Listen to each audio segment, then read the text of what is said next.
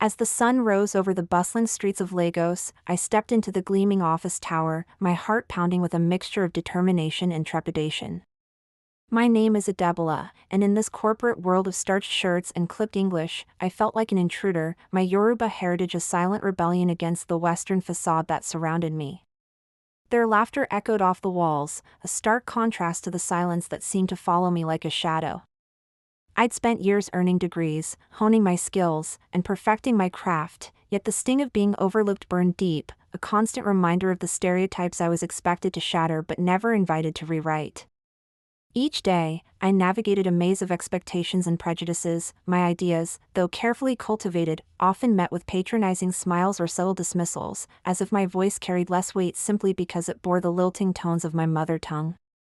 I'd overhear conversations about promotions I was never considered for, my contributions buried under the assumption that I should be grateful just to have a seat at the table. Another complimented the intricate beadwork of my necklace, a family heirloom passed down through generations. The usual polite disinterest was replaced by genuine engagement. Questions were asked, not to challenge, but to understand. As I spoke about the untapped potential in areas often overlooked by big corporations, I saw heads nodding in agreement. Small moments, perhaps, but they felt like cracks in the wall of isolation that had surrounded me for so long. We met in small cafes, our voices rising and falling with the cadence of shared experiences and dreams for the future. I watched as my colleagues, mostly men from privileged backgrounds, moved through the office with an ease I could only dream of. I drew strength from the memory of her hands, calloused from years of work, gently guiding mine as she taught me to write my name.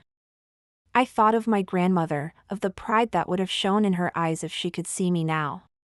And I thought of the girls in my village, their faces alight with possibility as they dreamed of futures once thought impossible. We've been so focused on international markets that we've neglected the very communities we should be serving. Your perspective is invaluable to this company. I recognized in her the same fears and doubts that had once plagued me. With a smile, I beckoned her over.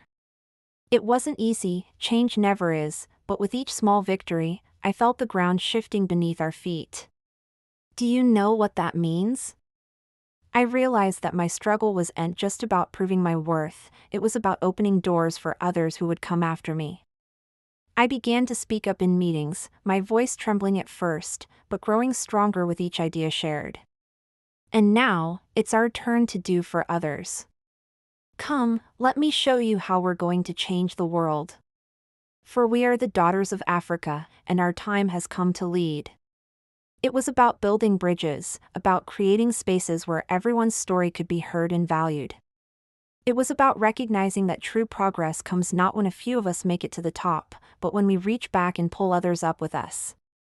I started wearing my traditional Ankara fabrics, the vibrant patterns a stark contrast to the sea of muted grays and blacks that surrounded me. The woman staring back at me stood tall, her eyes bright with purpose. And as I stood there, with Oluwaseun by my side and the future stretching out before us, I knew that this was just the beginning of a new chapter, not just for me, but for all of us who dare to dream of a world where every voice is heard.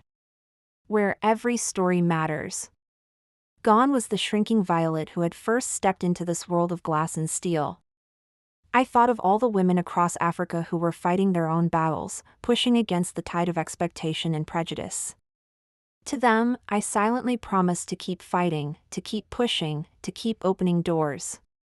The journey had been long and often painful, but it had led me here, to a place where I could lift others as I climbed, where my voice could echo in boardrooms and village squares alike. In her place stood a leader, a mentor, a force for change. You are the future, she'd say, her eyes bright with unshed tears. Never let anyone tell you that you are less than. The isolation was suffocating. Lunch breaks were spent alone, my homemade pounded yam and egusi soup a quiet rebellion against the imported sandwiches and salads that filled the company fridge. But beneath the pain, a fire simmered, a resilience forged in the stories of my grandmother, who had fought for her education in a time when girls were expected to stay home. With each passing day, I felt the weight of her words, the responsibility to not just succeed for myself, but for every girl in my village who dreamed of more. Slowly, almost imperceptibly, things began to change. A colleague asked about the meaning behind my name. One day, as I presented a proposal for expanding our company's reach into rural communities, I noticed something different in the room. After the meeting, our CEO approached me. "Adebola," he said, his tone serious, "I owe you an apology." Those words, so long awaited, felt like a balm to my wounded spirit. But they also ignited a new determination within me. I began mentoring young women from underprivileged backgrounds, sharing not just my knowledge of the corporate world, but the hard-earned wisdom of navigating spaces that weren't built for us. As my influence in the company grew, I pushed for changes in hiring practices, advocating for a more diverse workforce that truly reflected the richness of our country. One afternoon, as I walked through the office, I caught sight of my reflection in the glass walls. I thought of all the women who had come before me, who had fought and sacrificed so that I could stand where I was today. As I turned away from my reflection, I saw a young intern watching me, her eyes wide with a mixture of admiration and uncertainty. "What's your name?" I asked gently.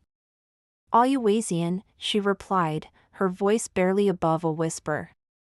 "Oluwazian," I repeated, savoring the beauty of the name.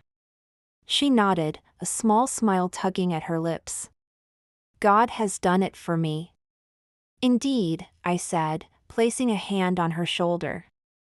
As we walked together, our heels clicking in unison against the polished floor, I felt a sense of peace wash over me. I realized then that breaking barriers wasn't just about shattering glass ceilings. As the sun began to set, painting the Lagos skyline in hues of gold and purple, I looked out over the city that had both challenged and shaped me. For in the end, our success is not measured by the heights we reach alone, but by the paths we clear for others to follow. The journey continues, and we will walk it together, our steps echoing with the rhythm of change, our hearts beating with the promise of a brighter tomorrow.